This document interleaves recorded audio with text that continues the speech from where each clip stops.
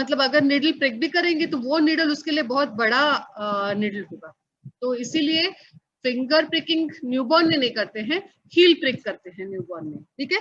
So in adults it is done in finger. Now for the finger pricking what you need,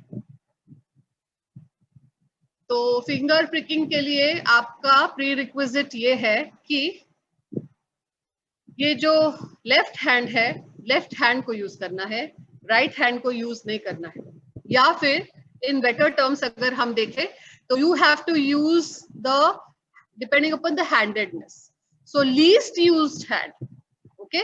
तो जो hand आपका, suppose अगर आप right handed है तो लेफ्ट हैंड यूज करना है, अगर आप लेफ्ट हैंडेड है तो राइट हैंड यूज करना है। Now everything has a reason why why left hand is used in general, क्योंकि majority of people they are right handed, okay। तो क्योंकि हम कम यूज करने वाले हैं, तो अगर फिंगर प्रिक भी करेंगे तो हमको वो ज्यादा पेन नहीं करेगा डे टू डे एक्टिविटी में।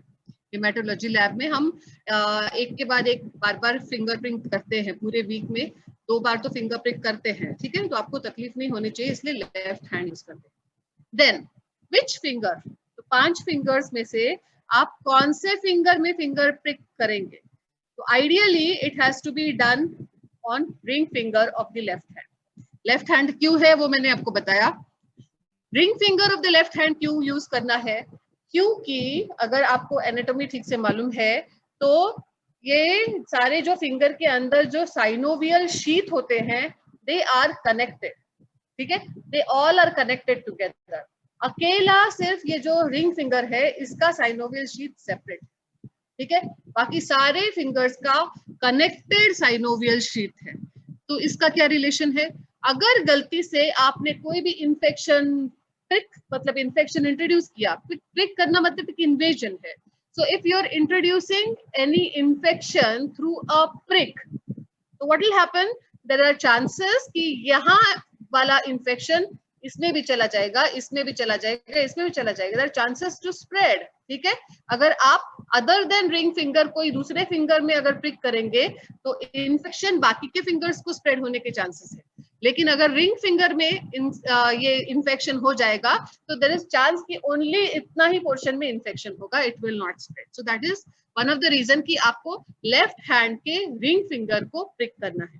फिर प्रिक करने के लिए आप लैंसेट यूज करेंगे, तो वो जो लैंसेट है वो लैंसेट में शोल्डर होता है और एक निडल होती है, ठीक है, और उसको फिर हम स्पिरिट स्वाब से क्लीन करेंगे। क्लीन करने के बाद में एयर ड्राई करेंगे, ठीक है। अभी ये एयर ड्राई जब आपको करना है तो उसको फूंक नहीं मारनी है, क्योंकि आपके मुंह के अंदर इन्फेक्शन होता है, तो हमको एसेप्टिक प्रिकॉशन लेना है।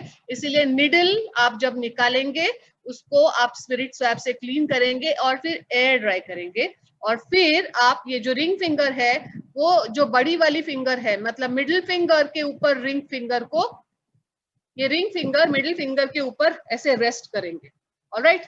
तो इस तरह से अगर आपने रेस्ट किया, उसके बाद में ये वाली जो स्किन है इस स्किन को आप स्ट्रेच करेंगे लाइक दिस, एंड देन ये जो नीडल है इससे टच करके आप 1 बिग शॉट देंगे, दैट इज आइडियल वे। लेकिन जब आप अपने आप को प्रिक करते हैं तो 1 बिग शॉट नहीं आता है, मल्टीपल हेजिटेशन शॉट्स आते हैं। लेकिन आइडियल थिंग इज दैट कि यू गिव खच करके एक बिग शॉट और उसमें एक बड़ा ड्रॉप, क्योंकि ये स्किन को आप स्ट्रेच करेंगे तो बिग शॉट इजीली आ जाता है। अगर आप स्किन ऐसी रूगोसिटी वाली स्किन है और आप ऐसे प्रिक करते हैं तो वो इतना अच्छा इफेक्टिव नहीं होता है। तो ये इस फिंगर को इस पे रेस्ट करना है, स्किन को स्ट्रेच करना है, तो स्ट्रेच फिंगर पे हम जोर से एक टच करेंगे और वहां पे एक ब्लड का ड्रॉप बनेगा, और इतना जो ब्लड का ड्रॉप है उस ड्रॉप को आप स्लाइड के ऊपर लेंगे, ठीक है। तो अगर हमको डिफरेंशियल WBC का काउंट करना है तो आपको मिनिमम 3 या 4 स्लाइड्स बनानी होती है। तो हम अगर वो एल्यूमिनियम ट्रे लेंगे, उस एल्यूमिनियम ट्रे के ऊपर रॉड्स रखेंगे और 3 और 4 स्लाइड्स को रखेंगे, ठीक है, उनके ऊपर, एंड देन ये जो ड्रॉप फॉर्म हुआ है तो एक स्लाइड को लेंगे और जस्ट वो ड्रॉप को ऐसे उसको टच करना है, वो ड्रॉप यहाँ पे फॉर्म होगा और वो स्लाइड को नीचे से जस्ट टच करेंगे तब जाके एक ड्रॉप लगेगा। हमको उस स्लाइड को उस ड्रॉप के ऊपर जोर से प्रेस नहीं करना है, ठीक है। Let the drop be formed अच्छे से, और नीचे से स्लाइड को टच करना है। By gravity the drop should fall on the slide, that is a way you have to take the drop on one slide. आपको एक स्प्रेडर सिलेक्ट करना है और वो स्प्रेडर को दूसरे वाली जो स्लाइड है उसके ऊपर 45 का एंगल बना के उस स्प्रेडर के आगे वो स्प्रेडर रखना है और थोड़ा पीछे की तरफ लेके आना है। ब्लड का ड्रॉप यहाँ पे है, वो ब्लड का drop all along the spreader spread हो जाएगा। फिर 45 का एंगल बना के झटके से एक स्मीयर बनाना है। ऐसे आप 2-3 स्मीयर्स बनाएंगे, ठीक है। सो 2 to 3 या 4 स्मीयर्स हम बनाएंगे। ये क्यों? क्योंकि हम जब उसको स्टेनिंग करेंगे वो जो स्मीयर को, तब वो स्टेनिंग के लिए आपको टाइम काउंट करना है, नंबर ऑफ ड्रॉप्स काउंट करना है। तो हम पहले वाले को जब हम ड्रॉप्स डालेंगे लीशमान स्टेन का, तो लास्ट वाले के ड्रॉप्स डालने तक there is going to be time difference, there is going to be dilution difference. तो ऐसा पॉसिबल है कि पहली वाली स्लाइड शायद ठीक ना बने, सेकंड वाली अच्छी बने, थर्ड वाली उससे अच्छी बने, इसलिए 3-4 स्लाइड्स आपको बनाने हैं, ठीक है।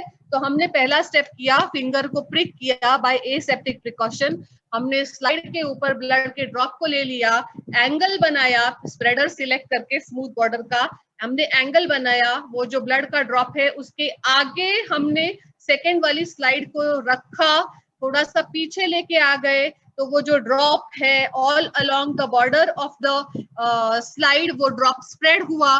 देन हमने एंगल को फिक्स किया, हमारा हाथ स्टेबल होना चाहिए, दोनों हाथ स्टेबल होने चाहिए, हम कंफर्टेबली बैठने चाहिए, और वो स्लाइड को टेबल पे रख के हम एकदम एक झटके से वो स्मीयर बनाएंगे। नाउ ये जो स्मीयर को झटके से बनाना बहुत जरूरी है, अगर आप जरा भी उसमें डगमगाए तो आपके डिफरेंट एरर्स आने वाले हैं। What is an ideal smear? ऐसे आप 3-4 स्मीयर्स बनाएंगे। So what is an ideal smear? Characteristic of an ideal smear, ये सारे मैं आज जो भी प्रैक्टिकल में बता रही हूँ अभी, वो एक्चुअली प्रैक्टिकल के टिप्स बता रही हूँ, और आपको वाइवा में क्या क्वेश्चन पूछे जाएंगे इनडायरेक्टली मैं उनकी बात करती हूँ, ठीक है। So what is an ideal smear? तो हमने स्मीयर तो बना दिया, लेकिन ये आइडियल स्मीयर मतलब क्या? तो आइडियल स्मीयर है, जस्ट अ मिनट,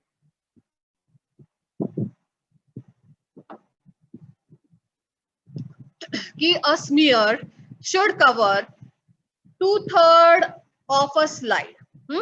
तो एक स्लाइड है, उस स्लाइड में वो स्मीयर को 2/3 या 3/4 ऑफ अ स्लाइड वो स्मीयर कवर होना चाहिए, ठीक है। That is one.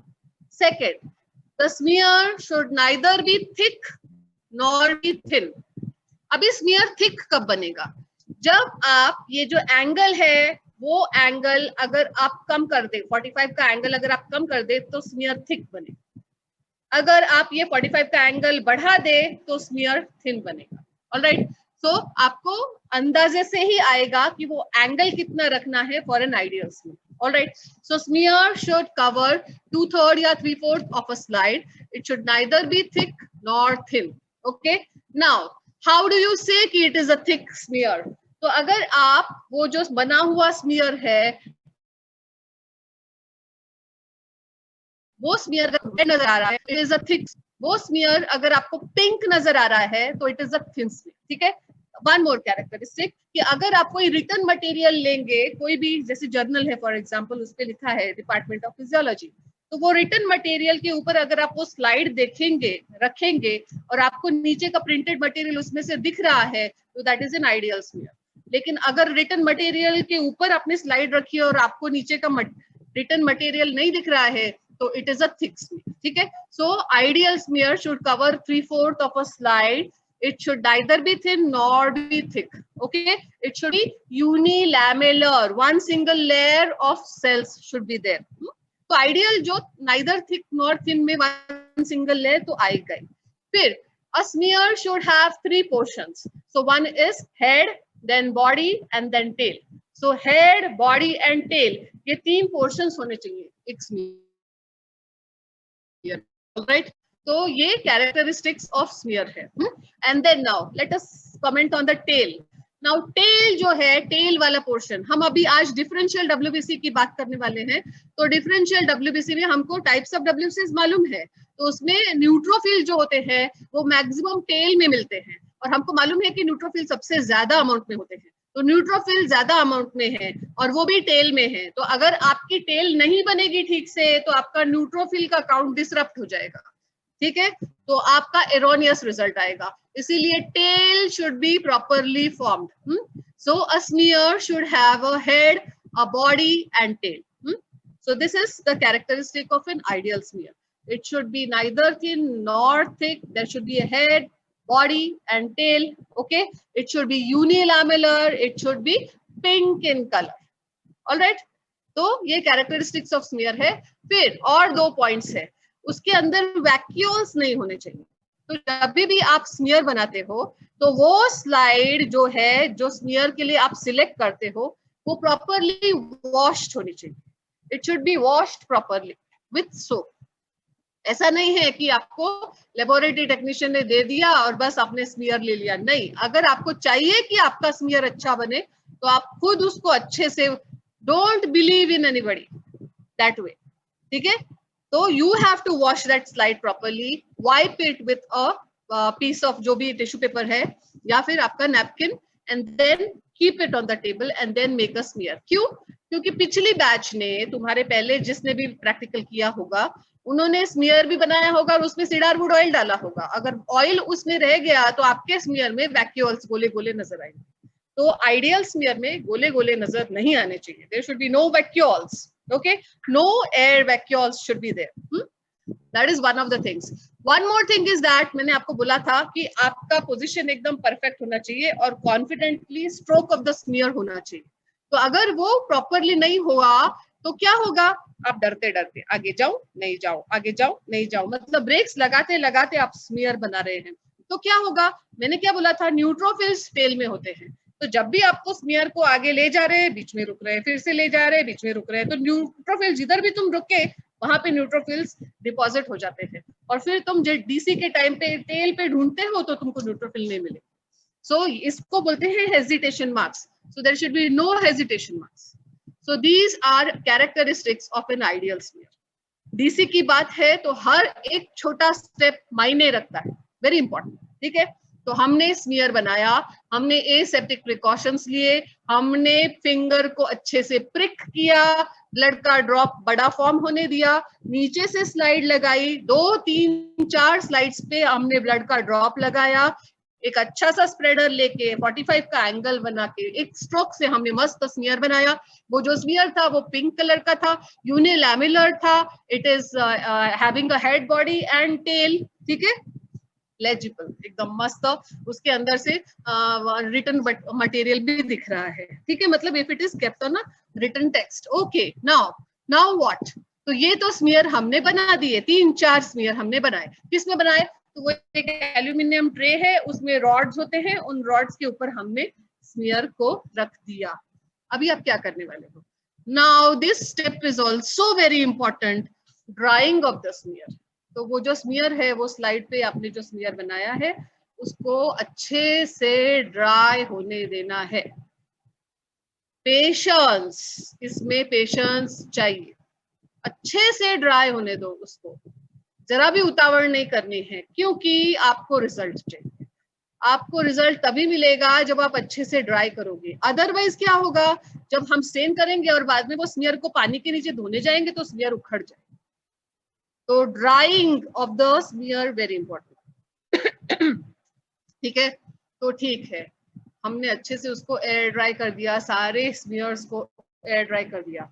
आप अगर वो स्लाइड को ऐसे पकड़ेंगे और ऐसे देखेंगे तो आपको वो गीला है कि ड्राई है, ऐसे थोड़ा सा टिल्ट करके देखेंगे तो आपको पता चल जाएगा, ठीक है। तो स्लाइड हमारी ड्राई हो गई है। अभी हम लेंगे लीशमान स्टेन। नाउ ये जो लीशमान स्टेन है, ये लीशमान स्टेन क्या है? सो दिस इज अ हिमेटॉक्सिलिन के जैसा या रोमानोव्स्की स्टेन है, और ये स्टेन के अंदर कंटेंट्स, तो आपको ये कंटेंट्स मालूम होने चाहिए क्योंकि हम WBC को स्टेन करने वाले हैं। और WBC के टाइप्स में हम बोल रहे हैं कि there is a eosinophil, there is a neutrophil, there is a basophil, monocyte, lymphocyte, ठीक है। तो सभी WBCs को स्टेन करने के लिए हमको थोड़ा सा एक मिक्सचर चाहिए जो सभी चीजों को टेक केयर करे। सो दिस लीशमान स्टेन, ये लीशमान स्टेन के अंदर क्या है? सो इट कंटेन्स मिथिलिन ब्लू। ये वाइवा में हम पूछते हैं कि मिथिलिन ब्लू का क्या रोल है। तो ये जो मिथिलिन ब्लू है ये क्या करते हैं, या फिर एनिलिन जेंशन वॉयलेट, ठीक है। सो मिथिलिन ब्लू या फिर एनिलिन जेंशन वॉयलेट, ये जो एनिलिन जेंशन वॉयलेट है ये क्या करता है? तो वो न्यूक्लियस को स्टेन करता है। किसको स्टेन करता है? सारे न्यूक्लियाई को स्टेन कर देता है। ऑलराइट, ठीक है। और it has affinity for basic dye, और उसके अंदर ये जो मिथिलिन ब्लू या क्या लीशमान स्टेन है, इसके अंदर एनिलिन जेंशन वॉयलेट एंड प्लस दूसरा वाला कौन सा स्टेन है? इओसिन। क्योंकि हम एक WBC का नाम बोलते हैं जिसका नाम है इओसिनोफिल। तो इओसिन डाई के लिए phil is affinity, so a WBC who has affinity towards the eosin dye is called an eosinophil, ठीक है। सो एनिलिन जेंशन वॉयलेट एंड इओसिन का कॉम्बिनेशन होता है उस लीशमान स्टेन में। तो now it also contains a solvent, उसके अंदर एक सॉल्वेंट होता है जिसका काम है फिक्सिंग ऑफ द स्मीयर, जिसका नाम है मिथाइल अल्कोहल। तो अल्कोहल भी होता है इसके अंदर। So it contains gentian violet stain, उसके बाद में eosin and methylene blue and methyl alcohol. तो ये जो अल्कोहल है इसका काम क्या है? तो वो जो हमने ड्राइड स्मीयर बनाया था उसको और भी ज्यादा अच्छे से स्लाइड पे फिक्स कर देगा। तो स्टेन को स्मीयर से फिक्स करने का काम अल्कोहल का है। अगर आप जब प्रैक्टिकल करते हैं उस टाइम पे लीशमान स्टेन को देखेंगे, और अगर पुराना पड़ा हुआ लीशमान स्टेन का वायल को देखेंगे तो आप देखेंगे कि उसके अंदर का लिक्विड उड़ गया होता है। ओनली स्टेन में से पाउडरी स्टेन वहां पे रहता है, क्योंकि वो जो मिथाइल अल्कोहल है वो अल्कोहल है और वो वोलेटाइल होता है, ठीक है। तो उसको अच्छे से अगर आप ढक के रखो तो ज्यादा अच्छा। ओके, तो हमने 4 स्मीयर्स बनाए and then we are picking up the stain now, ठीक है। और हमने क्या किया, वो चारों के चारों स्मीयर को अच्छे से ड्राई कर दिया, ठीक है। और ड्राई करने के बाद में फिर हमने लीशमान स्टेन को लिया। अभी हम with the help of dropper वो जो लीशमान स्टेन है वो स्मीयर के ऊपर डालने वाले हैं। ध्यान दो अभी वो लीशमान स्टेन जो हमने लिया, वो लीशमान स्टेन हम with the help of dropper हम लीशमान स्टेन को लेंगे और वो जो स्मीयर है बना हुआ स्लाइड के ऊपर, उसके ऊपर हम लीशमान स्टेन डाल रहे हैं। We are going to count the number of drops, ठीक है। तो मैंने एक स्मीयर लिया है और मैं लीशमान स्टेन डाल रही हूँ। 1 ड्रॉप, 2 ड्रॉप, 3 ड्रॉप, हाँ हो गया। तो ये 3 ड्रॉप में ये पूरा स्मीयर भर गया। वो स्प्रेड होता है, अल्कोहल होता है इसके अंदर, तो वो जैसे ही ड्रॉप गिरता है वो स्प्रेड होने लगता है सब जगह पे, ठीक है। सो जैसे फॉर एग्जाम्पल हमको 3 ड्रॉप्स लगे एक पूरे स्मीयर को भरने के लिए, ठीक है। तो 3 ड्रॉप्स मैंने डाले, मैंने काउंट करके रखा है। ऑलराइट, नाउ ये जो 3 ड्रॉप्स है, ये 3 ड्रॉप्स आपको याद रखने हैं। अभी आपने जैसे ही इसको स्टेन किया वैसे ही आप बाकी के 3 को भी एक के बाद एक करेंगे, लेकिन टाइमिंग आपको याद रखना है कि पहले वाले को कब आपने स्टार्ट किया। ओके, उसको आप 1.5 मिनट तक रखेंगे। Okay, so you will keep this Leishman stain for 1.5 minute. Second one, third one, fourth one, सभी को कॉन्सिक्वेंटली 1.5 मिनट तक आप रखेंगे। उसके बाद में आप लेंगे डिस्टिल्ड वाटर, ठीक है। तो डिस्टिल्ड वाटर के अंदर भी वो ये होगा ड्रॉपर, आप वो डिस्टिल्ड वाटर लेंगे ड्रॉपर से। और यहाँ पे आपने 3 ड्रॉप्स कवर किए थे, पूरा स्मीयर कवर हो जाना चाहिए, इतने ड्रॉप्स होने चाहिए। मैंने काउंट किया तो 3 ड्रॉप्स थे। सेम नंबर ऑफ ड्रॉप्स आप डिस्टिल्ड वाटर के डालेंगे, 1 ड्रॉप, 2 ड्रॉप, 3 ड्रॉप, ठीक है। तो टोटल एक स्मीयर के ऊपर अभी 6 ड्रॉप्स हुए, 3 ड्रॉप्स स्टेन के, 3 ड्रॉप्स डिस्टिल्ड वाटर के, ठीक है। ऐसा ही आप बाकी के सबको भी एक के बाद एक, टाइमिंग इंपॉर्टेंट। नाउ हमने 1.5 मिनट स्टेन रखा, आफ्टर 1.5 मिनट हमने डिस्टिल्ड वाटर डाला। Now we are going to keep it for 8 minutes. So 1.5 and 8 minutes. ये आप अच्छे से टाइमर लगा के, आपने टाइमर लगाया and then you are waiting now. तो उसमें उसको ऐसे फूंक की जैसे ड्रॉपर से ऐसे हवा देंगे, ठीक है। ठीक है, तो वो mixing of the distilled water and the smear, mixing of the distilled water and the smear, आपको 8 मिनट पूरे निकालने, ठीक है। 1.5 and 8 minutes, 9.5 minutes। अभी वेट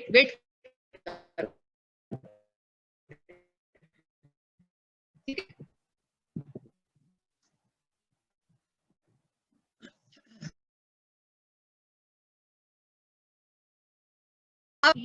है जिसके अंदर स्टेन एंड डिस्टिल्ड वाटर है, उसको उठाएंगे और आप नल की तरफ जाएंगे, बेसिन। नल को चालू किया, ओके। अभी नल को एकदम फास्ट चालू नहीं करना है, स्लोली चालू करना है, ठीक है। उसकी एक धार बननी चाहिए और आपने ये स्लाइड पकड़ी है और ये स्लाइड को आप हेड एंड पे पकड़ेंगे, ठीक है। आपको दिखेगा हेड और स्लाइड को पकड़ेंगे, इस टाइम पे स्लाइड गिर के टूट सकती है, you have to be cautious. तो आपने वो स्लाइड को पकड़ा और ये जो थंब है उससे वो स्लाइड को आपने टिल्ट कर दिया, ऊपर से एकदम धीमी धार पानी की आनी चाहिए और वो पानी आपके थंब के ऊपर गिरना चाहिए, स्लाइड के ऊपर नहीं। So that water should fall on your thumb और इनडायरेक्टली आपके थंब के ऊपर से गिरा हुआ पानी से आपको उसको नहलाना है। ऐसा तब तक करना है जब तक, शुरुआत में तो पर्पल कलर का पानी गिरेगा, ठीक है, क्योंकि वो स्टेन निकल रहा है, लेकिन थोड़ी देर के बाद में विद इन सम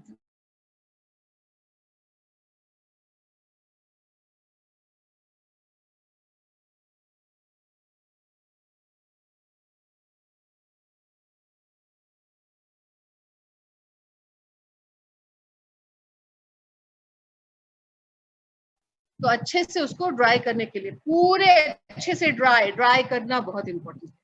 तो ये स्लाइड को आपने ड्राई करने के लिए रख, ठीक है। जब तक ये स्लाइड अच्छे से ड्राई नहीं होती तब तक यहाँ पे आपका माइक्रोस्कोप को करके रखना। नाउ माइक्रोस्कोप में आप 1000 टाइम्स मैग्निफिकेशन चाहते हैं, ठीक है, क्योंकि हमको डिफरेंशिएट, ग्रैन्यूल्स को भी दिखना है, फिर हमको सेगमेंटेशंस को है, तो हमको ग्रेटर डिटेल्स चाहिए।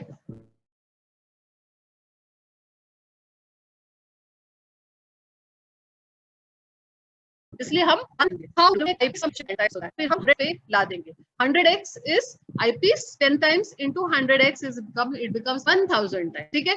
हम कंडेंसर को हाई अप कर देंगे एंड देन उसका जो आइरिस है उस देंगे। Maximum amount of light should come from below. आप 100x वो को एडजस्ट करके आप फोकस करके रखेंगे। ओके, नाउ हो गई है अच्छे से।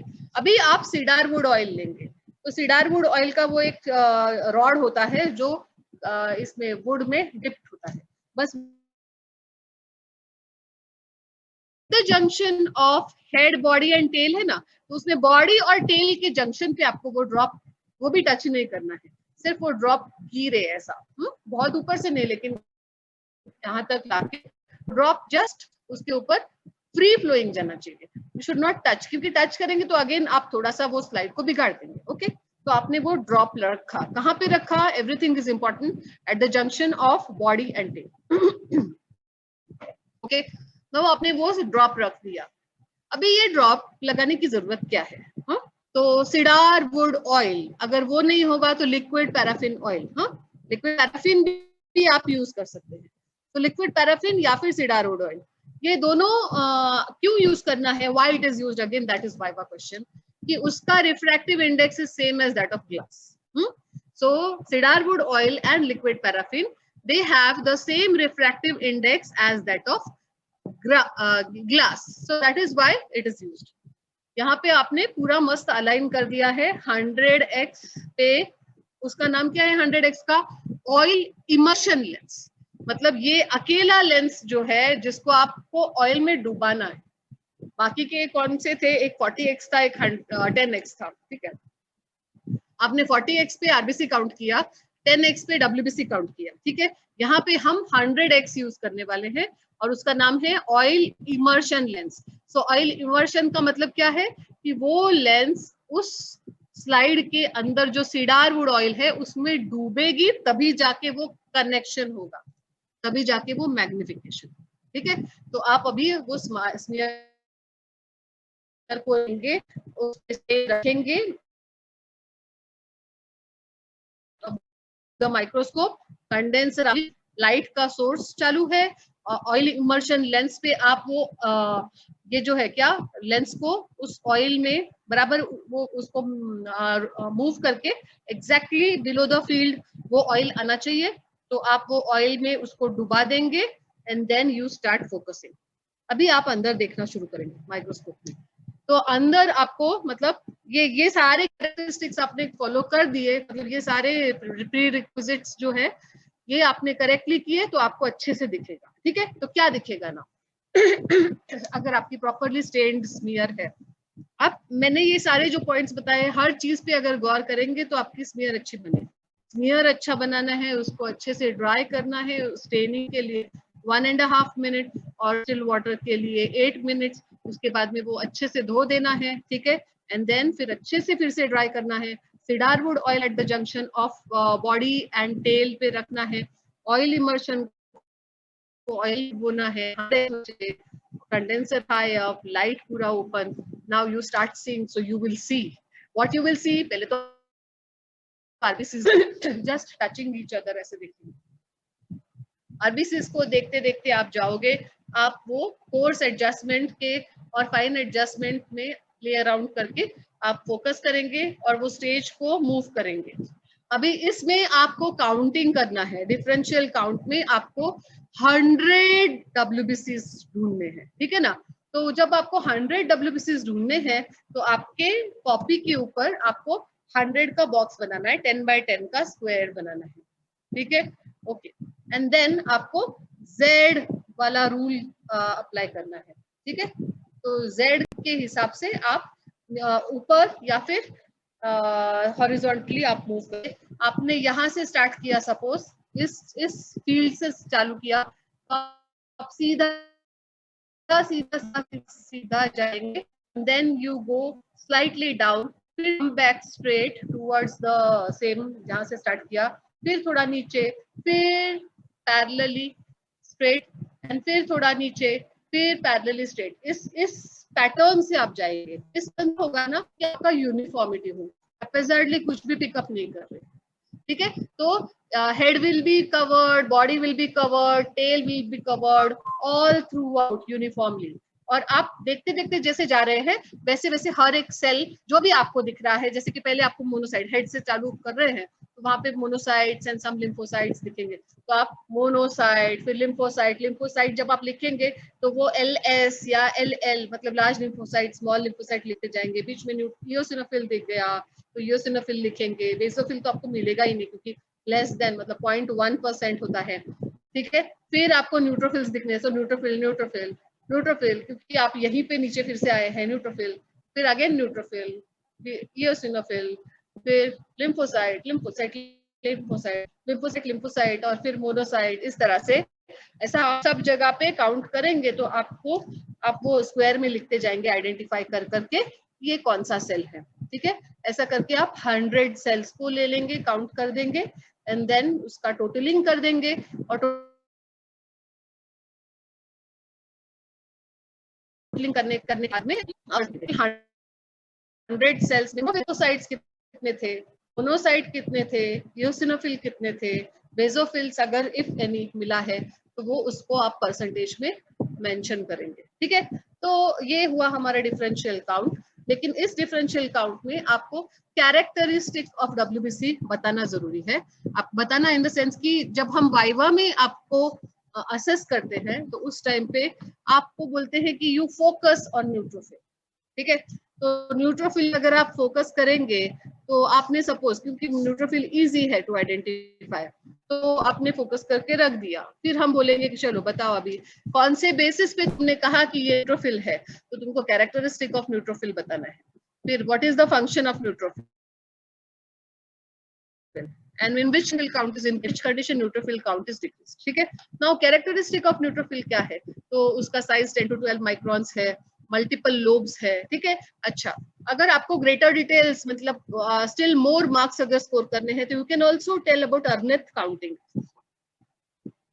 नाउ अर्नेथ काउंटिंग क्या था, तो जब आप न्यूट्रोफिल लिखेंगे ना न्यूट्रोफिल, तो न्यूट्रोफिल एन वहां पे 3, न्यूट्रोफिल एन वहां पे 4, न्यूट्रोफिल एन 5, 3, 2 भी होता है, हाँ जो इमेच्योर न्यूट्रोफिल है वो 2 की तरफ जाता है, लेकिन उससे एक्सपर्ट होना चाहिए, मोस्टली 3 to 5। ठीक है, तो इस तरह से जितने भी उसके सेगमेंट्स है लोब, मल्टीपल लोब्स होते हैं ना न्यूट्रोफिल में, तो आपको जितने दिख रहे हैं वो नंबर वहां पे लिखना है कि 4 लोब्स दिख रहे हैं तो N4। ठीक है, तो ऐसा आप सब जगह पे लिखते जाएंगे। उसके बाद में अकेले न्यूट्रोफिल को अगर आप काउंट करेंगे तो N4 कितने हैं, N3 कितने हैं, N5 कितने हैं, N कितने हैं, वो रेयरली। फिर आप देखेंगे कि ज्यादा है कि 3 वाले ज्यादा वाले है, N4 वाले एकदम कम है, तो क्या है कि इमेच्योर सेल्स ज्यादा है as compared to mature cells, बराबर। तो that is an indication of acute infection.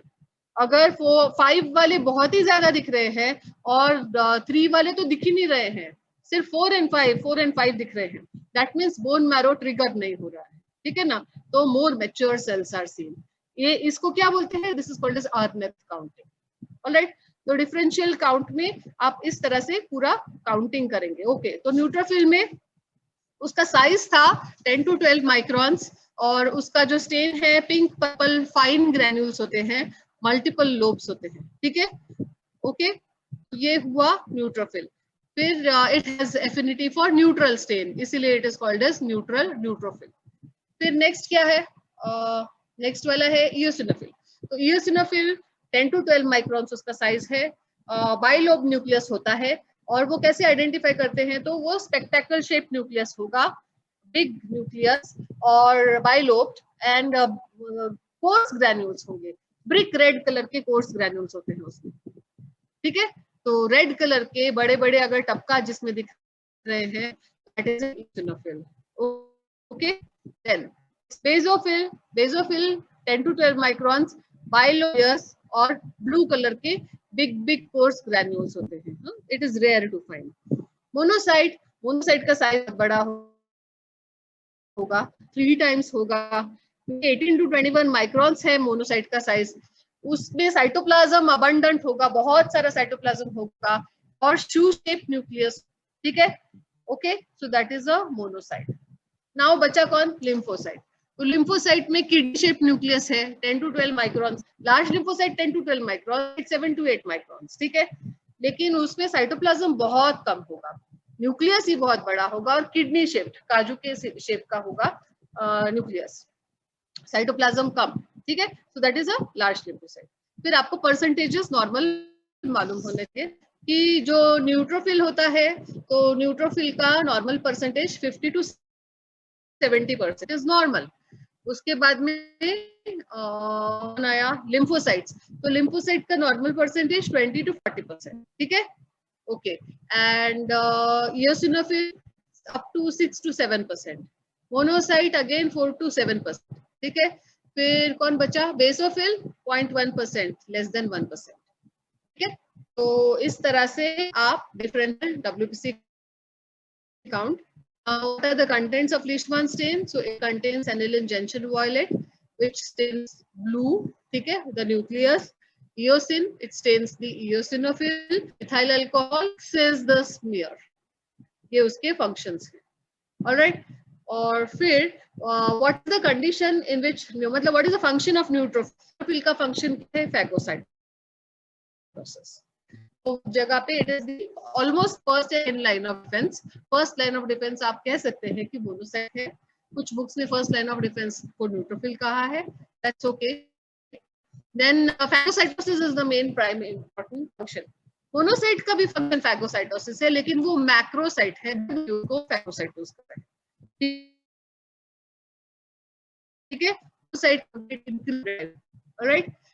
And फिर लिम्फोसाइट, तो लिम्फोसाइट का फंक्शन है, हाँ, न्यूट्रोफिल कौन सी कंडीशन में इंक्रीज होता है? Acute infection. तो फीवर होता है तो न्यूट्रोफिल बढ़ेगा, एक्यूट इन्फेक्शन में न्यूट्रोफिल बढ़ेगा। लेकिन लिम्फोसाइट्स जो है वो कौन सी कंडीशन में बढ़ते हैं? तो lymphocytes are increase in chronic condition, ठीक है।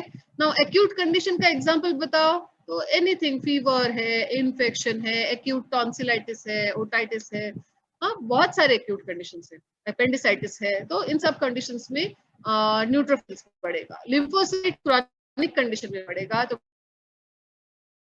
कंडीशन का एग्जांपल क्या है? One is tuberculosis. Now eosinophil, eosinophil क्या है? तो इओसिनोफिल के अंदर जो ग्रैन्यूल्स है उनका फंक्शन, एक बार न्यूट्रोफिल में भी ग्रैन्यूल्स थे, तो न्यूट्रोफिल में जो ग्रैन्यूल्स थे वो फैगोसाइटोसिस में लाइसिस, हाइड्रोलिटिक या डिफरेंट लाइसिस, पेरोक्सिडेस, अलग अलग तरह से वो रेस्पिरेटरी बर्स्ट से ऑर्गेनिज्म को किल करता है, से लाइसिस क्रिएट करके। ग्रैन्यूल्स है मतलब उनका कुछ फंक्शन। इओसिनोफिल के अंदर जो ग्रैन्यूल्स हैं वो क्या बनाते हैं? हिस्टामिन बनाते हैं, ठीक है। तो वो हिस्टामिन वो क्या करेगा? वो कंडीशंस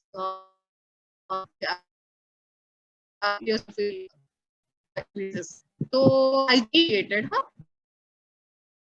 इम्यूनोग्लोबुलिन ई मीडिएटेड जो भी उसमें हिस्टामिन रिलीज होता है, इओसिनोफिल काउंट बढ़ता है।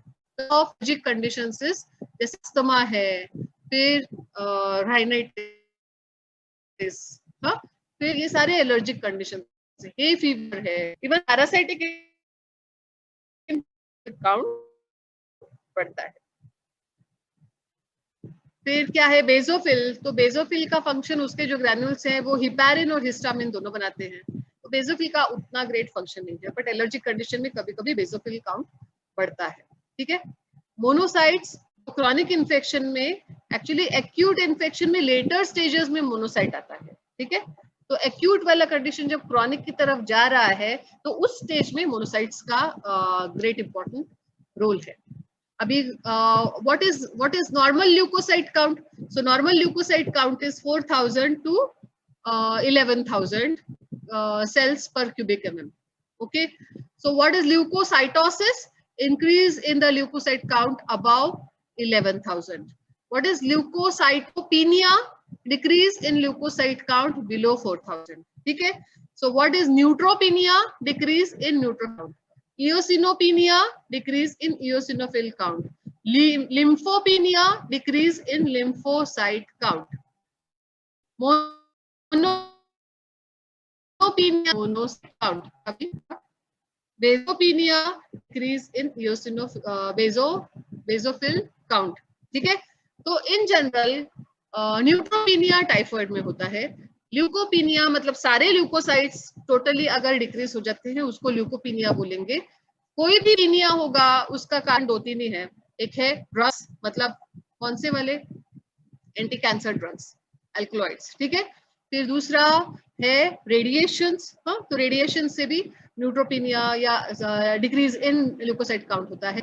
और तीसरा है वायरल इन्फेक्शन, तो सीवियर वायरल इन्फेक्शन में बोन मैरो डिप्रेस हो जाता है।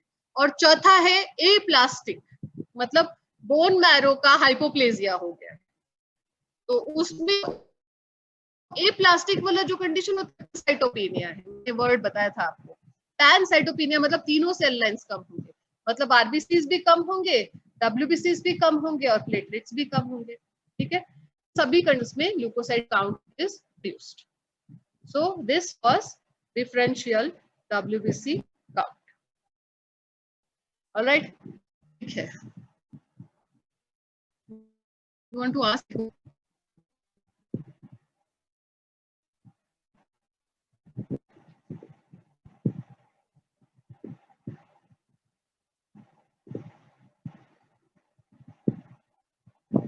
May be visible. If anyone has inflammation, then basophils are visible.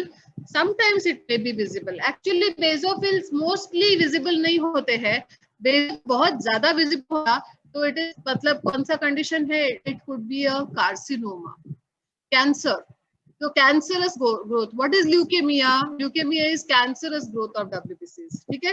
तो जिसमें WBC count more than 1 lakh जाता है, मैंने आपको ल्यूकेमोइड रिएक्शन बताया था, जिसमें count more than 11,000 but less than 1 lakh, that is leukaemoid reaction. Oid is leukaemia like reaction. तो वैसे ल्यूकेमिया में इतना ज्यादा इमेच्योर सेल्स हो जाते हैं और इतने ज्यादा डब्ल्यूबीसी बढ़ जाते हैं, तो कभी कभी बेसोफिलिक ल्यूकेमिया भी होता है। तब आपको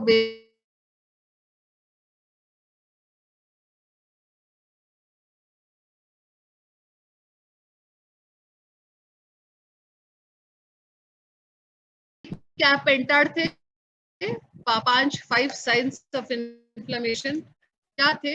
एक था कैलोर था, इंक्रीज टेम्परेचर, फिर डैलोर था, देयर वाज पेन, फिर फंक्शुअलिसा दैट इज फंक्शनलेस, फिर रूबोर था, yes very good, rubor that is redness, anything else? Tumour, tumor that is increase in blood flow के कारण there is edema which occurs and then there is swelling, ठीक है ना? तो ये all right, yes। और total WBC count तो आपको मालूम ही है, टोटल डब्ल्यूबीसी काउंट क्या है, उसके लिए कौन सा फ्लूइड यूज करते हैं? What is the fluid which is used for total WBC count? Anybody knows? Yes, Turk's fluid, very good. तो टॉक्स फ्लूइड के अंदर क्या होता है? What are the contents of Turk's fluid?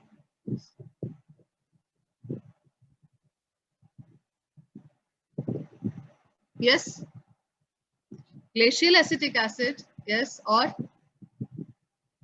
Talks fluid में क्या होता है?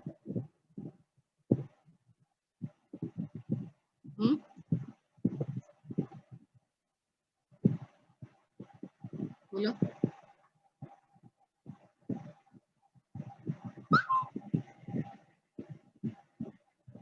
और एक मिथिलिन ब्लू होता है, ठीक है, ओके। अगर आपको पूछ, और प्लस डिस्टिल्ड वाटर, तो ये जो कंटेंट्स है टॉक्स फ्लूइड के, उनका क्या है principle? Why there is glacial acetic acid? What is the role of glacial acetic acid? Anybody? ये सब वाइवा में पूछते हैं कि ये फ्लूइड ऐसा एकदम स्पेसिफिकली, ये फ्लूइड क्यों डब्ल्यूबीसी? ओके, ये जो ग्लेशियल एसिटिक एसिड है वो क्या करता है? लाइसिस ऑफ द मेम्ब्रेन करता है, ठीक है। आरबीसी है, डब्ल्यूबीसी है, प्लेटलेट्स है, इस सभी के मेम्ब्रेन को can displace any strong acid, yes that is true, but it destroys, yes, to destroy the RBC, not only RBC, ये क्या करता है? important ये है, yes, to destroy the RBC, ये तो सबको मालूम है, that is good you answered, ठीक है, but it actually causes lysis of the membrane of all the cells, ठीक है।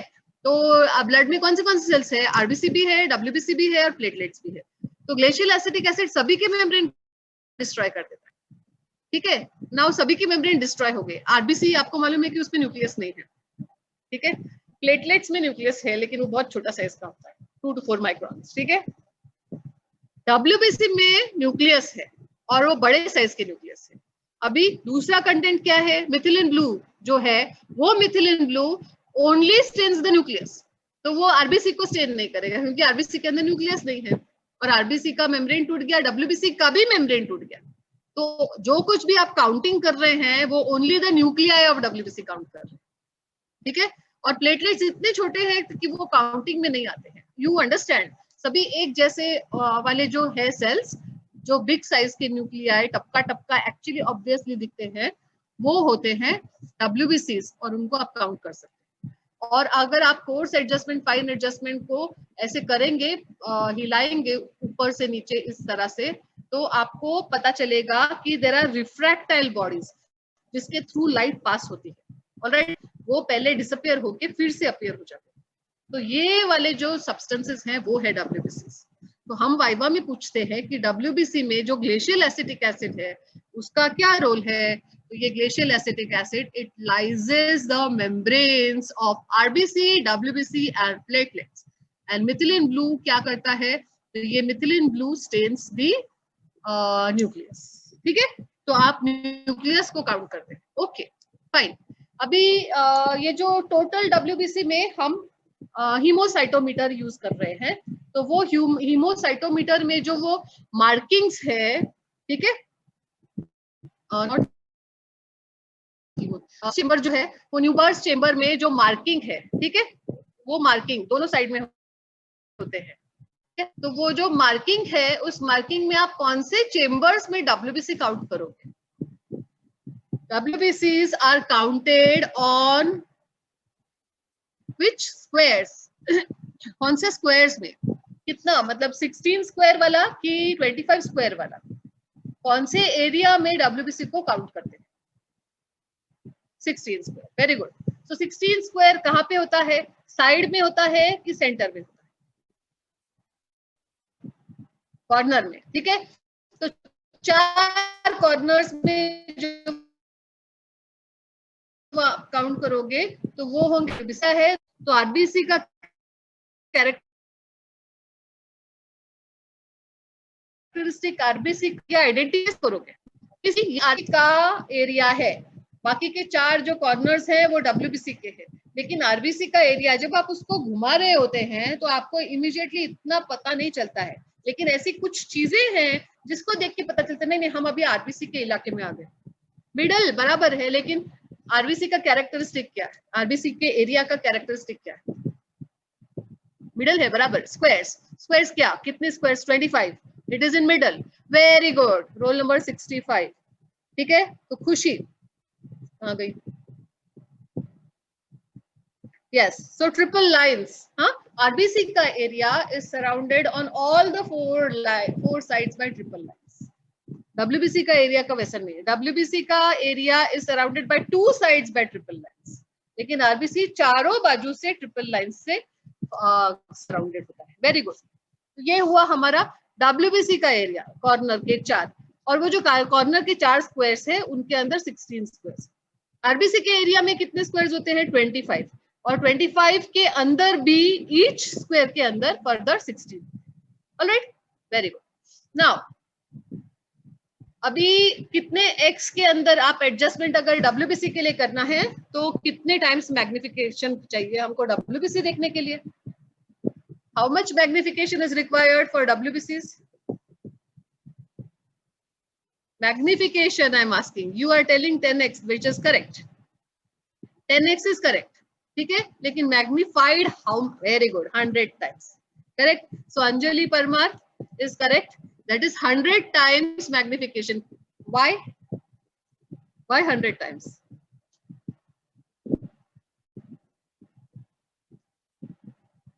100 times क्यों? क्योंकि वो जो आईपीस है उसका 10 टाइम्स होता है ना, और प्लस नीचे का 10x, तो ऐसे करके 100 टाइम्स मैग्निफिकेशन हुआ। ठीक है, और हमको बड़े बड़े स्क्वायर्स में ही काउंट करना है, इसलिए 10। ओके, नाउ नेक्स्ट आरबीसी को हम कितने x पे देखते हैं और कितने टाइम्स मैग्निफिकेशन होता है? आरबीसी 40x में देखते हैं, और magnification how many times? 400 times actually. ठीक है, सो मैग्निफिकेशन विल बी 400 टाइम्स, है ना? How much? ऊपर का 10 और नीचे का 40, ऐसे करके 400 times magnification. Agreed? Okay, very good. क्यों 40x थोड़ा हायर है? क्योंकि हमको वो सेंटर वाला जो स्क्वायर है उसके 5 एरियाज में काउंट करना है, और उसके अंदर भी हमको 16 जो स्मॉल स्क्वायर्स है उनके अंदर काउंट करना है, तो फर्दर मैग्निफिकेशन चाहिए, इसलिए आरबीसी को हायर मैग्निफिकेशन चाहिए। Very good. Okay, can somebody tell me कि हम वो जो कवर पीस नहीं, कवर स्लिप, सॉरी, जो भी, तो वो कवर स्लिप को हम जो लेते हैं और वो जो न्यूबार्स चेम्बर है उसके ऊपर ये कवर स्लिप को ऐसे रखते हैं। ऑलराइट, तो कवर स्लिप इज रेस्टेड, वो H जैसा एरिया है, उस H वाले एरिया में इस साइड और इस साइड स्टेज होता है जिसपे कैलिब्रेशंस होते हैं, और cover slip covers one stage. Alright, ठीक है। और इधर के वो जो ओपेक ग्लास वाले जो चीजें हैं उसके ऊपर कवर स्लिप ऐसे रखते हैं जो कि ये स्टेज को कवर कर रही है। Now tell me what is the depth, height क्या है यहाँ पे, height, what is the height? Cover slip और वो जो कैलिब्रेटेड एरिया है उन दोनों के बीच में ये जो डिस्टेंस है वो हाइट कितनी होती है? How much it is? आपको कैलकुलेशंस आने चाहिए, ठीक है। It is given in your book कि आप पर क्यूबिक mm पर कैसे अराइव होते हैं। उसके लिए आपको वो हाइट मालूम होना चाहिए, that height is 0.1 mm। Alright, so height of the chamber, height of the वो जो भी है वॉल्यूम हमको जब कैलकुलेट करना होगा उसमें आपको हाइट भी चाहिए ना पर क्यूबिक mm के लिए। ओके, अभी हमारा वो जो 9 वाला स्क्वायर है, 9 है ना, एक स्टेज के ऊपर 9 स्क्वायर्स है, ओके। और उन 9 स्क्वायर्स के अंदर, मतलब एक बड़ा बिग स्क्वायर जिसके अंदर 9 स्मॉल स्क्वायर्स में साइड के 4 स्क्वायर्स में हम WBCs देखते हैं, ओके। नाउ 9 बाय 9 सेंटीमीटर, ये जो बड़ा बिग स्क्वायर है that is 9 centimetre bye 9 centimetre, ऐसा बिग स्क्वायर है, ओके, जिसमें 9 स्मॉल स्क्वायर है। ठीक से सुनो, अभी एक स्मॉल स्क्वायर जो है जिसमें हम WBC काउंट करने वाले हैं उसका एरिया कितना होगा?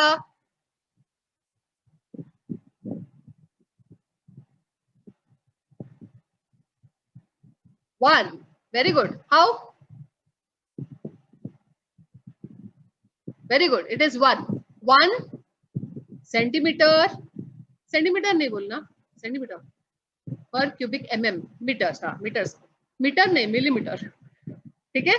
सो 1 mm, 9 mm by 9 mm का अगर है तो 1 mm square is the area of a small square, ठीक है। So area of small square is 1 mm square, height, ठीक है। So volume will be 0.1 cubic mm, we are 4 squares, ठीक है। तो वो मल्टीप्लीकेशन में हम उसको लेने वाले हैं, ओके। नाउ मैं कैलकुलेशन का थोड़ा एक्सप्लेन करूँ, कभी कभी कुछ एग्जामिनर्स अगर आपकी वाइवा अच्छी जाती है तो कैलकुलेशन ग्रेटर डिटेल में पूछते हैं। नाउ WBC का काउंट जब हम करते हैं उसके टाइम पे हम कौन सा पिपेट यूज करते हैं? There are so many pipettes, ठीक है। पिपेट होती है RBC पिपेट, एक पिपेट होती है WBC पिपेट, एक हीमोग्लोबिन पिपेट होती है। तो how to differentiate between these 3 pipettes? You have to select the pipette ना जब आप WBC काउंट करते हो। सो व्हाइट डॉट होता है उसपे, white line for WBC, white pipette, correct, that is correct. लेकिन बताओ कि जो व्हाइट डॉट वाला WBC है ना वो नई पिपेट व्हाइट डॉट वाला है, उसके अंदर वो जो मिथिलीन ब्लू है वो उस व्हाइट डॉट को ब्लू कर देती है। तो white dot is correct answer, लेकिन that is not an identification point. Yes, very good. So Raj Patel and then bulb markings, very good, superb। so जो WBC पिपेट है उसमें मार्किंग क्या होगा? WBC पिपेट में मार्किंग्स क्या क्या होंगे? पहला होगा 0.5, दूसरा होगा 1, तीसरा मार्किंग क्या होगा?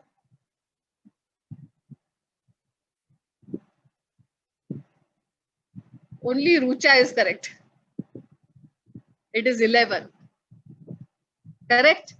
So the marking is 11 for WBC। RBC pipette में क्या है? 0.5, 1 and उसके ऊपर वाला marking is 101। All right, now let us calculate।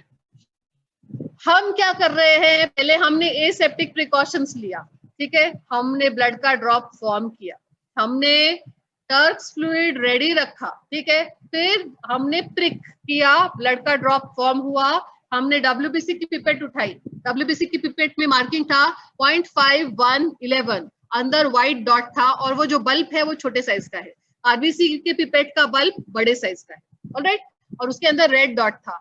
Mouth piece WBC की पिपेट का व्हाइट कलर का होता है, आरबीसी की पिपेट का जो माउथ पीस है वो रेड कलर का होता है, ठीक है, तो ये डिफरेंस है, चेम्बर डब्ल्यूबीसी का छोटा है, आरबीसी का बड़ा है, ओके। तो हमने डब्ल्यूबीसी पिपेट उठाई, वो जो ब्लड है उसको हमने कैपिलरी एक्शन से लेने का प्रयत्न किया 0.5 तक, अपने आप आया तो ठीक, नहीं तो माउथ पीस से हम उसका सक्शन क्रिएट करें। ब्लड लिया 0.5 तक, ध्यान दो 0.5 तक हमने ब्लड लिया। अभी ये जो टर्क्स फ्लूइड यहाँ पे रेडी है उसको हम छोटे से वॉच ग्लास में टर्क्स फ्लूइड डाल देते हैं, ठीक है, देखो वॉच ग्लास में ज्यादा टर्क्स फ्लूइड डालना है, हमको एयर बबल नहीं चाहिए, तो हमने वो फ्लूइड लिया 0.5 तक, और नॉट फ्लूइड, ब्लड लिया हमने 0.5 तक, और हमारे मुंह के अंदर वो माउथ पीस है और हम उसको चेम्बर से पकड़ के डायरेक्टली, देखो जैसे ही हमने ब्लड लिया 0.5 तक, फिर हमें ना उसका वो जो साइड का ट्यूब है ना उसको पिंच कर देंगे ताकि एयर नहीं आए, ओके। नाउ फिर हमने वो वॉच ग्लास में जो हाइम्स कौन सा टर्क्स फ्लूइड है अच्छे से भरा हुआ, वो टर्क्स फ्लूइड में ये जो पिपेट का जो स्टेम है और नोजल है उसको डुबो देंगे, ओके, और हमने वो पीछे वो किंक करके रखा हुआ है, वो डूबने के बाद ही वो किंक ओपन करना है, किंक मतलब हमने उसको फोल्ड किया है वो रबर के ट्यूब को, जिसके कारण एयर अंदर ना आए, ठीक है, तो हमने उसको डुबो दिया, अंदर डूबने के बाद ही, जल्दबाजी नहीं करना है, तुम ऊपर ही अगर वो निकाल दोगे तो एयर अंदर आ जाए, तो पहले वो जो टिप ऑफ द नोजल है उसको वो फ्लूइड के अंदर पहले डुबा देना है, और फिर वो किंक धीरे धीरे ओपन करने हैं, और फिर with the help of mouthpiece आप धीरे धीरे सक्शन क्रिएट करोगे। तो अभी ध्यान दो, ब्लड जो टिप ऑफ द नोजल पे था वो ब्लड अभी ऊपर ऊपर आ रहा है, और अंदर से टर्क्स फ्लूइड आ रहा है स्टेम के अंदर, वो ब्लड अभी आया चेम्बर के अंदर, वो चेम्बर में व्हाइट बल्ब है, उसके व्हाइट जो डॉट है बीड बोलते हैं उसको, बीड, हाँ, वो बीड का क्या फंक्शन है, मिक्सिंग, हाँ, नेल पेंट के अंदर भी बीड होता है मिक्सिंग करने के लिए एसीटोन और नेल पेंट को, ओके, तो वैसे ही ये पहले ब्लड आया ऊपर चेम्बर के अंदर चला गया, उसके साथ साथ पीछे पीछे टर्क्स फ्लूइड आया, दोनों भी चेम्बर में आ गए, स्टेम के अंदर अभी भी टर्क्स फ्लूइड है, और मस्त वो टर्क्स फ्लूइड और ब्लड का मिक्सचर हो रहा है, अभी वो फ्लूइड और भी हम सक्शन कर ही रहे हैं, वो फ्लूइड अभी और थोड़ा ऊपर आया और 11 मार्क तक आ गया और हमने सक्शन बंद कर दिया, ठीक है, और तुरंत हम पिपेट को हॉरिजॉन्टल कर देते हैं, पिपेट को हॉरिजॉन्टल इसलिए करते हैं, ऐसे उल्टा करोगे तो वो ट्यूब में आ जाएगा फ्लूइड, नॉट करेक्ट, ऐसे करोगे तो फ्लूइड नीचे गिर जाएगा, that is also not correct, exactly horizontal लेना है, और फिर आपके थंब के ये जो पाम है उस पे उस ट्यूब को इस तरह से हम मसाज करेंगे, क्योंकि वो चेम्बर है गोल है, तो वो चेम्बर गोल गोल घूमने लगेगा, और जब वो चेम्बर गोल गोल घूमने लगेगा वो ट्यूब को छोड़ना नहीं है, तो वो ट्यूब ऐसे ऐसे करती जाएगी, अंदर फ्लूइड बाहर आता जाएगा, ट्यूब को फोल्ड ही करके रखना है, ट्यूब और चेम्बर वो नोजल दोनों को साथ में ही पकड़ के इस तरह से हम उसको मिक्स करेंगे, और वो मिक्स करेंगे तो अंदर का वो जो बीड है वो फ्लूइड और टर्क्स फ्लूइड और ब्लड को दोनों को मिक्स करेगा, and then allow it to settle down for some time. यहाँ पे आपने स्टेज को पूरा फोकस कर दिया, और हम अपने कॉर्नर वाला डब्ल्यूबीसी के एरिया पे फोकस कर दिया है, ठीक है। नाउ अभी आप क्या करेंगे, आपने कवर स्लिप ऑलरेडी रखी है, और वो जो न्यूबार्स चेम्बर है उसको स्टेज पे रख दिया है, अभी आप ये जो मिक्स किया हुआ जो फ्लूइड है थोड़ा टाइम के बाद में अभी क्या करेंगे, ध्यान दो, यहाँ से वो जो टर्क्स फ्लूइड आया है वो अभी भी स्टेम में है, अभी आप अगर चार्ज करने जाएंगे तो पहले 2-3 ड्रॉप्स में आरबीसी नहीं होंगे, आरबीसी तो पीछे है इनसाइड द चेम्बर, पहले 2-3 ड्रॉप्स में सिर्फ आपको टर्क्स फ्लूइड मिलेगा, तो इसीलिए आप क्या करने वाले हैं, डिस्कार्ड फर्स्ट 2 या 3 ड्रॉप्स, 3 ड्रॉप्स गिरा दिए, अभी नेक्स्ट आने वाला जो रेड कलर का भी ड्रॉप, पहले 3 ड्रॉप्स तो व्हाइट ही कलर के होंगे क्योंकि उसमें सिर्फ फ्लूइड होगा, ब्लूइश, ठीक है, उसमें सिर्फ फ्लूइड होगा। अभी जो नेक्स्ट वाला आने वाला ब्लड है वो ब्लड मिश्रित जो टर्क्स फ्लूइड आ रहा है, अभी वो जो एक ड्रॉप फॉर्म हो गया एट द नोजल, उसको ये कवर स्लिप जो रखी है, उस कवर स्लिप और न्यूबास चेंबर के बीच में हल्के वो पूरा स्प्रेड हो जाएगा अपने आप से, सो दैट पूरा स्टेज भर जाएगा। क्या एक क्वेश्चन ये है कि वो फ्लूइड को उस एच वाला शेप जो गड्ढे है उसमें गिरने नहीं देना है। द फ्लूइड शुड बी सच कि वो जस्ट स्प्रेड अबाउट हो। अगर वो गड्ढे में चला गया पानी, वो जो भी मिक्स्ड वाला, उसके साथ साथ ग्रेविटी से डब्ल्यूबीसीज भी गड्ढे में चले जाते हैं, तो स्टेज पे सिर्फ अगेन फ्लूइड ही रहता है। इस कवरिंग द स्टेज इतना ही फ्लूइड डालना है, एक्स्ट्रा फ्लूइड भी नहीं डालना है। अगर आ रहा है तो तुरंत उठा लेना। ऑलराइट, आपने चार्ज कर दिया वो न्यूबार्स चेंबर को, अगेन 1 या 2 मिनट्स तक रुको, स्टेज के ऊपर ही उसको रखो ताकि वो सेटल हो जाए। तुरंत आप काउंट करोगे तो सब डब्ल्यूबीसी इधर उधर घूम रहे होंगे, मतलब आप अभी जो जिसको काउंट की वो घूम के फिर से आपको मिलेगा नीचे कहीं पे, नहीं, उसको सेटल होने दो, ठीक है। 1 या 2 मिनट्स तक उसको सेटल होने दो, वो जो फ्लूइड है उस स्टेज के ऊपर।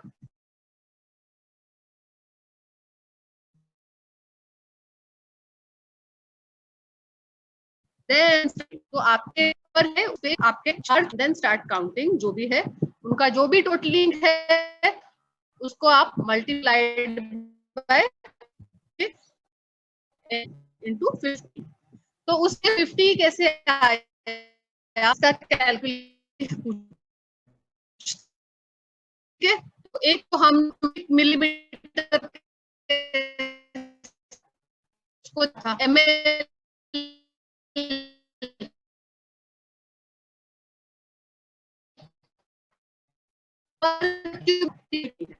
नंबर ऑफ सेल, तो